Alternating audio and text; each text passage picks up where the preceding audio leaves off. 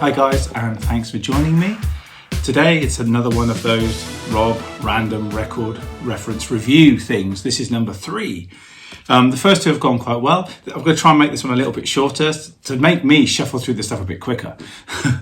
So first up, let's not hesitate. Let's get straight into it. So basically I go over there to the records, and there's some in other places as well. Pick up a handful, kind of what have I got? And I've got 1, 2, 3, 4, 5 here now, and I'm going to talk about them. So off we go. Number 1 is Spectrum, Billy Cobham, which is in one of these plastic sleeves that I know I shouldn't have on my record, so that's gone. Billy Cobham, Spectrum. Not a first edition copy. I've got this in early 80s, I would imagine. Classic record. This is the first time I'd really heard of Billy Cobham. Everyone had spoken about this in like Modern Drummer and Rhythm magazine that I was buying avidly at the time from W.H. Smith's or John Menzies, if anyone remembers John Menzies, in Bath, and Chippenham. And yeah, I remember buying it from a record shop in Bath, in the corridor. I think it was called Onyx at one point, or Rival Records, I think it was actually called at the time. And I took it home and I was all excited, and I dropped the needle on the record and I was like, oh my God, you know, Quadrant kicks in, and I was just like, not for me. And it's one of those albums, a bit like Tony Williams' Lifetime, that I had to sort of take off not long after I dropped the needle on it, to be fair. And I put it to one side and I grew into it, basically. Read a few more people in the Mag Drummers talking about him, thinking, I really should get into this record. And then maybe a year later, maybe it wasn't that long, I don't know. I finally pulled it out again and put it on, and yeah, I suddenly got it. And I think the track that I got into first was a track called Lelise on side 2. That was kind of a mellow kind of funk track, mid-tempo. And that kind of, you know, I was like, now this I'm kind of getting. So I discovered some other funk stuff from my dad's collection, most of it being down there now. And then eventually, obviously, I got into Quadrant 4 and Spectrum and the little drum solo segues in between, and read more about his drum kit. But I remember this picture, this Fibes kit. I used to look at that for hours and think, oh my God, it's like a transparent drum kit. That's insane. And occasionally I would catch him on something like Rock School that was on BBC Two, and there'd be clips of him talking about how he played, you know, in opposing motions, going around the toms and all this kind of stuff. And it was just great, you know, playing open-handed and stuff.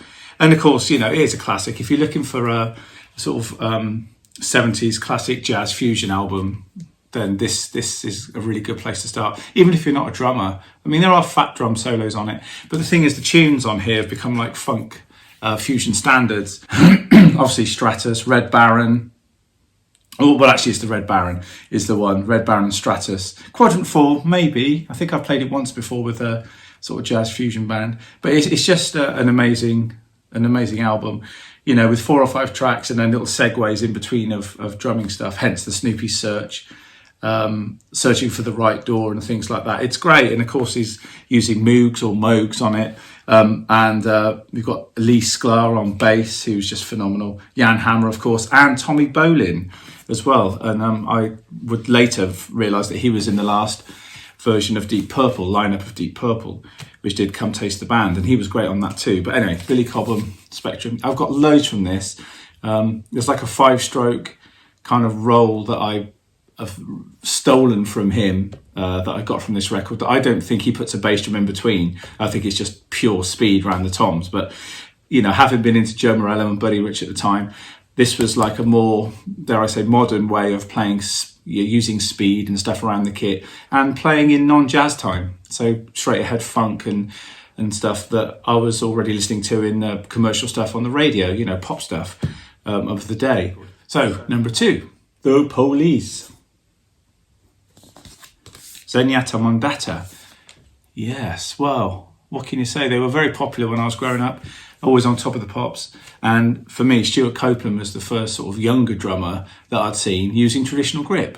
And of course I was using that, and I was going to school and using it in the school wind band at Corsham School, and playing in the pop band with my friend Giles Brown and stuff. And Adrian Wade, I think, was on guitar. And I could relate to that. Again, I've seen like Joe Morello and Buddy Rich and all those using traditional, but they were like jazz heads. So to see Stuart Copeland do a slightly different version of it, but get so much power on a backbeat, you know, on top of the pops every Thursday, was just so cool. I loved it. And I love the Police. I mean, obviously Sting's brilliant. And the songwriting is brilliant. The playing is brilliant. Andy Summers, of course, is a stellar guitarist. And we know the fact that they were kind of jazz invaders in the punk world. You know, they knew what they were doing, and they got sussed out pretty quickly by the punk heads, and they were just trying to relate and get in. But, you know, whatever. I just love the fact that they were around. They were a three-piece band. They introduced a lot of melody. I mean, I was listening to the Beatles and stuff like that anyway, but, you know, they were a modern band bringing songs with great melodies, great hooks. And I think the singles, I know this might upset some people, but I think the albums, all of the albums, they're all good, but I find them quite patchy. You know, I mean, on this one, I like When the World is Running Down, Driven to Tears, songs like Bombs Away and Voices Inside My Head and stuff, you know, Man in a Suitcase, Canary in a Coal Mine, I think is on this as well.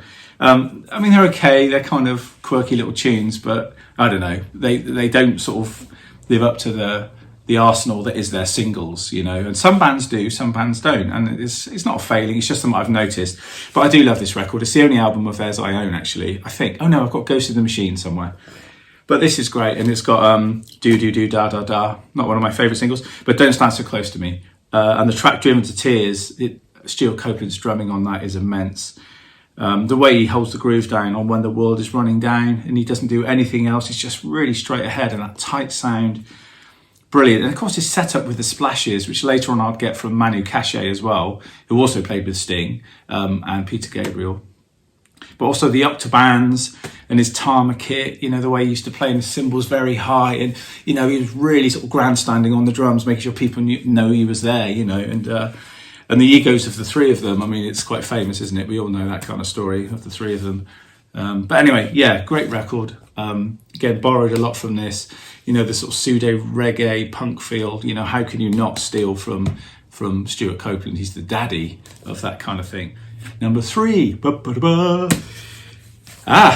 Oh dear, this has seen better days, the cover, I'm afraid.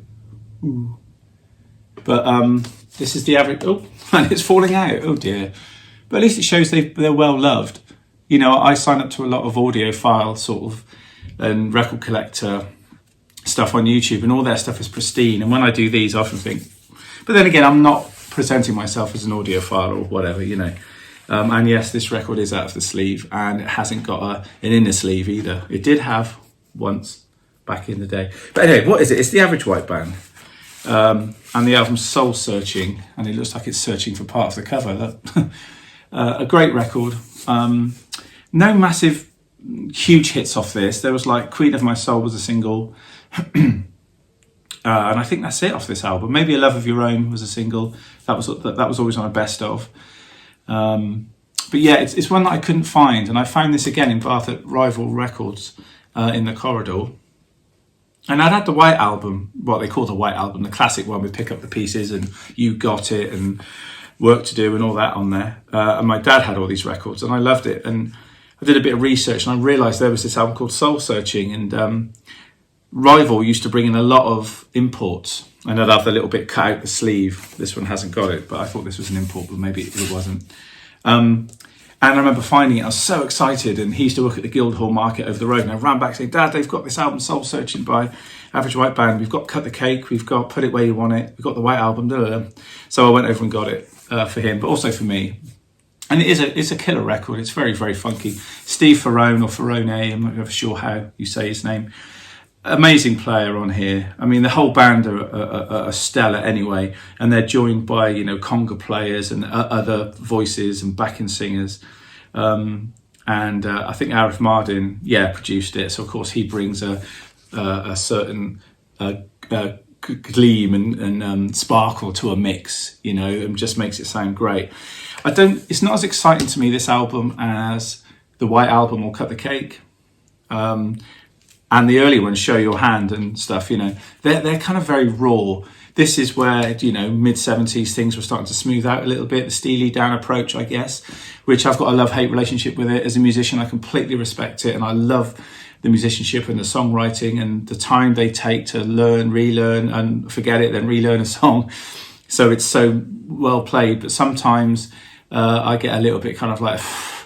because it can suck the life out of it, and I know that's a bone of contention for musicians, and probably some people will comment and say you're mad, you know, but that's kind of how I feel. Certain days I love to listen to Steely Dan, other days I'd sooner put on some punk music with a bit of attitude and just some raw kind of feel. But anyway, that's one of those debates that's always out there, but I think as a musician it's good to have both sides of that. But yeah, some great drumming on here from him. Queen of My Soul, his one-handed 16s are just something to behold. A bit like Manu Katché, I guess, as well. And his use of hi-hat splashes and put them in different places in between the snare beat. You know, I was used to going and all the ones in between, this drum talk, it's great. But he would put it in boom, each side, snap it shut very quickly. Which was so funky, and I'd not really heard any, and I hadn't really discovered the James Brown drummers by then. I guess I was 14 or something, and I hadn't discovered that world as much. But he does loads of that on this, on Soul Searching especially, and Going Home's dead funky instrumental, and the ballads like Love of Your Own are just beautiful. So you know, again, drumming wise, Steve Ferrone, you've got to check him out. Brilliant. This is a good place to start. Obviously, the White Album is good, but he's not on that, so you want to check this. Okay, so number 4 is Johnny Harris, All to Bring You Morning, which when I did a DW record review, whatever they were called, during lockdown, I did 2 of them, I think, and they're online. Maybe I should put a link to them somewhere. And DW endorsers would go on and talk about records that influenced them. On my second one, I picked this, and people thought it was a weird choice. And I've discovered this. My dad had it on 8-track or whatever they were called, the cartridges, and he had it on tape and he had it on vinyl, and they were all in his van. So in his van, obviously the record deck was at home, but in his van he had an 8-track cartridge, whatever they were called, and a tape player. Yeah, both. And I remember seeing both of these and thinking, my God. And he used to play it when we used to go on journeys and stuff, when he used to go and get stock for his shop and things. And I don't think I really got into it till a lot later. And I'd sit and sort of read through the track listing and who was on it. And I noticed that Alan White was on this, and John Anderson, Alan White, and Steve Howe. I thought Chris Squire was on it as well, but it looks like he's not. But the writing is quite hard to see that. Yeah, you can hardly see it. Anyway, great album. Side one is the one that interests me most. There was a great version of Imagine, obviously the John Lennon classic. And then you've got All to Bring You Morning, which is 14 minutes long. And it's really sort of filmic, and it goes through different stages of dynamics. And one's quite a rocky, fusiony piece, then it breaks down to kind of a love song, then it goes into like a classical thing, and then it builds back up with some odd time and a spooky kind. Anyway, check it out. I'm sure it's available to stream. Johnny Harris. Alan White's drumming on it is just superb all the way through. John Anderson, just to hear him on All to Bring You Morning, I was just like, whoa, just I love his voice. Side 2's good as well. We've got a version of Norwegian Word, Pavan, You've Lost That Loving Feeling, and Love Song. You know, it's sort of hits of the day, if you like, even though it's 70s. So it's just one of those records that when I listen to it, it takes me back to a place, obviously remembering my dad, who's obviously passed away. But also the playing on it, I just thought was amazing. And I have to sit and listen to some of the fills, getting into the drum side, the fills that Alan White would play, and then Steve Howe would come in with that crazy guitar playing that he would play. And, you know, I would just listen to how the strings would come in underneath the rock band scenario. And War of the Worlds and things like that I discovered, and the Beatles have done a little bit with, you know, strings and that. So I'm aware of a few things, but this was the first album where I heard that come together, and I thought, that's amazing. Really, if you're a Yes fan, check out 3 of the members of the band playing on this, because it's superb. And of course, Alan White's not with us anymore, bless him. But, you know, I was thinking the other day, talking to somebody, that Alan White's influenced me quite a lot. You know, is playing with John Lennon and with Yes, and yeah, he's in there. He's definitely in there. Next up, number 5, and the last one, I believe. Oh no, there's one more. Well, the Beatles' Help. It's the American version of the album, which is a gatefold, as you can see, on Capitol Records. And this is a time when Capitol didn't release the same versions as the UK album. So they would put things on like, as well as obviously the 7 songs from the movie, they put on lots of instrumentals as well by George Martin and his orchestra that appeared in the film. But I don't know if they really need to appear on an album like this. But either way, I loved, and I still love, the cover and the way it's presented. Gatefold sleeve, brilliant. People tell me it's not a great cut of the album, this one. But, you know, again, audiophiles, fine, that's fine. I mean, I love it for what it is. I've taken out the sleeve now because it shouldn't be in there anyway. But yeah, what a great record. Good memories of going to Portsmouth to visit my nan, and we used to go down to a big record shop in Portsmouth and pick up these every now and again. When we were down there, my dad would go to the jazz section and pick up old jazz records that have just been re-released. This was about 84, 85, I suppose. And this was in there, and Hard Day's Night I got, and a few of the others, Yesterday and Today and things like that, you know, from that catalogue. But yeah, this is the first also, not this version, but the UK version, which is over there somewhere, was the first Beatles album I bought the weekend after John Lennon got shot, because they put the film on in the evening and I just loved it. And I thought, wow, brilliant. And drumming wise, you know, Ringo's drum I love on all of the album. Great groove on Another Girl, like a jazz swing with the bass drum doing its thing. Ticket to Ride with those flams, that's brilliant. Help, the way he plays that, you know, those quavers that are straight but feel a little bit swung, just brilliant. You've Got to Hide Your Love Away, their Dylan influenced track. Just a good album. You know, mid-60s Beatlemania, kicking off. But there's also moments like You've Got to Hide Your Love Away, Ticket to Ride, where they're getting a little bit heavier with the riffs, where you could just see they were moving into a different direction. Last one, Rich versus Roach. Look at that cover. Of course, you know, the thing is, you read about these drum battle and versus albums and all this business, and you know, they're all in the same business, they're all mates. Somebody might have a story where that wasn't the case, but from what I can tell, the albums he made with Gene Krupa and Louis Bellson and Max Roach, they're all quite, you know, good fun sessions, and just 2 drummers doing their thing. And this is an interesting record because, you know, one side is Buddy with his band and the other side is Max with his. And it's great. You know, they both do their thing. Both 2 very, very different drummers. And for a drumming point of view, I think when you hear them do their figure 8s, which is the drum solo trade, which some people, you know, if you're not the drummer, you turn off, think, well, I've had enough of that now. But listening at them trading together, it's amazing how they can both mimic each other's kind of style. You know, they're both good enough to do that. But I always feel personally, and it's not about a winner because that's stupid, and personally I've pulled and learned a lot from both drummers, Max and Buddy, I have to say. Unfortunately, I never saw Max live. I saw Buddy twice.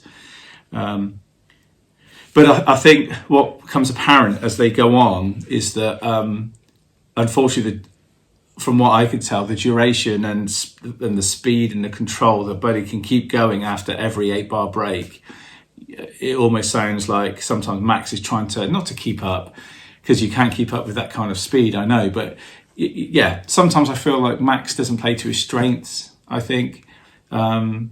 He starts to do some fast breaks and they break a little bit, and then anyway, it's what my ear hears, and I'm very kind of sensitive to that kind of thing, and I like it more when Max is doing more of his linear type approach when he's playing. And I think his Buddy can mimic that too in his way. It's great. So they're always chasing each other around like 2 cats. It's great. But there is no winner. But as I say, it gets uncomfortable for me when I hear Max trying to keep up speed wise and stuff, because nobody could do that, you know, and you wouldn't want to. But interesting record nonetheless. So thank you for tuning in. I hope you enjoyed it. There's just another fistful of records that I quickly glossed over and talked about. Hope you enjoyed it. Please remember to like and subscribe and do all that kind of thing, and leave some comments if there's anything else you'd like me to talk about, or you've got any questions about any of these records or anything you see behind me, that's fine too. So take care, guys. Have a good day. Keep drumming, keep enjoying music, and I'll see you soon.